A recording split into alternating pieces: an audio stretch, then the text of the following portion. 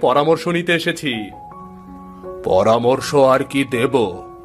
তুমি খুব চিন্তা করে বুদ্ধি করে নিজেই পরামর্শ নিয়ে এসেছো। আমি তোমাকে তরমুজ চাষ করার জন্যই পরামর্শ দিচ্ছি, আর তোমার পরামর্শ অনুযায়ী সিধুর সাথে একবার কথা বলারও পরামর্শ দিচ্ছি। এতে তোমাদের দুইজনেরই ভালো হবে। তাহলে ঠিক আছে বাবু, আপনার কথাই রইল। কিন্তু বাবু, আর একটা সাহায্য যে করতে হয়। হ্যাঁ, কি সাহায্য বলো। বাবু, গত বছর লোকসানের কারণে আমার হাতে তেমন জমানো অর্থ নেই।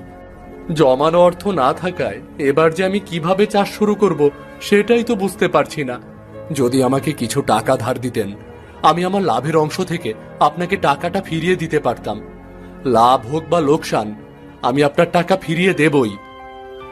আহা, এভাবে বলার কি আছে?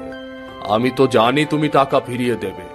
তোমার কত টাকা লাগবে আমাকে জানিয়ে দিও, আমি তোমাকে টাকা দেব। আর টাকা ফেরত নিয়ে কোনো চিন্তা করতে হবে না। তুমি দ্রুত তরমুজ চাষ শুরু করে দাও।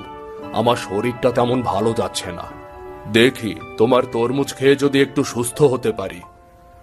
বাবু, তরমুজ যদি আমি চাষ করতে পারি একবার, তাহলে প্রত্যেক দিন আপনার বাড়িতে